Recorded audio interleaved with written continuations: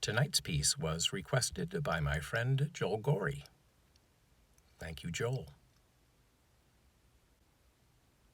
The Last Flower by James Thurber.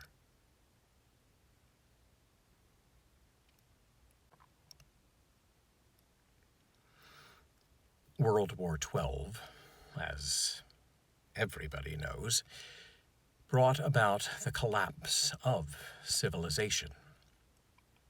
Towns, cities, and villages disappeared from the earth. All the groves and forests were destroyed, and all the gardens, and all the works of art. Men, women, and children became lower than the lower animals. Discouraged and disillusioned, dogs deserted their fallen masters. Emboldened by the pitiful condition of the former lords of the earth, rabbits descended upon them.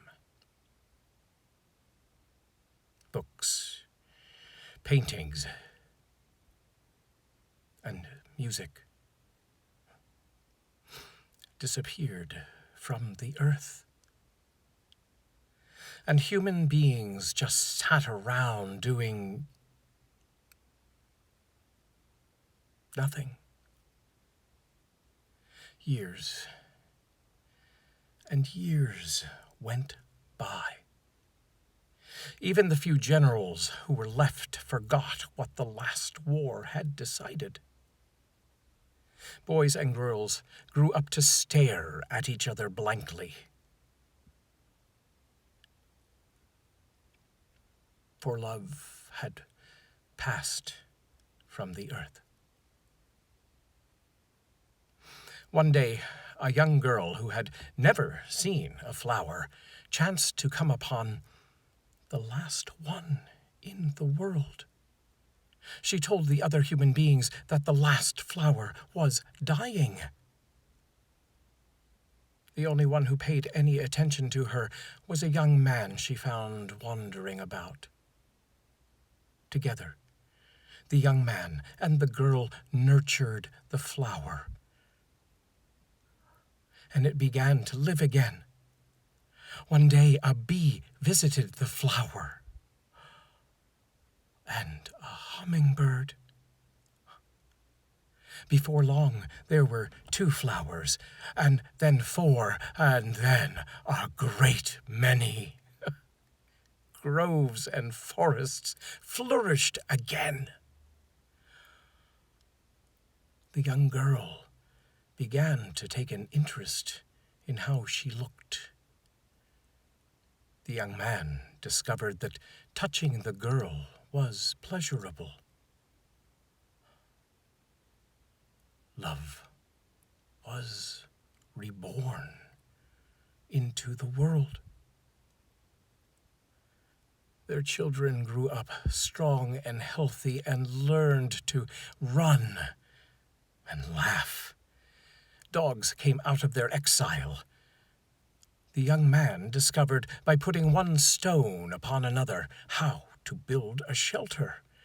Pretty soon, everybody was building shelters. Towns, cities, and villages sprung up.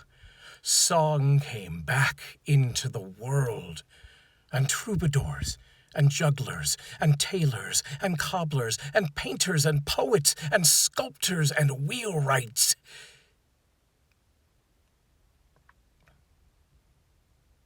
And soldiers, and lieutenants, and captains, and generals, and major generals, and liberators. Some people went to one place to live, and some another. Before long, those who went to live in the valleys wished they had gone to live in the hills. And those who had gone to live in the hills wished they had gone to live in the valleys. And liberators, under the guidance of God, set fire to the discontent. So presently, the world was at war again. This time, the destruction was so complete that nothing at all was left in the world except one man and one woman and one flower.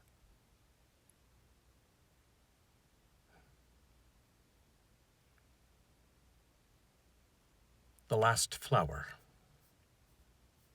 by James Thurber. Let it be a cautionary tale. We could all use it. Thank you, Joel. I'm going to put the link to the story with pictures in the description when I post this, because it's worth going and looking at those. All right. I will see you all tomorrow.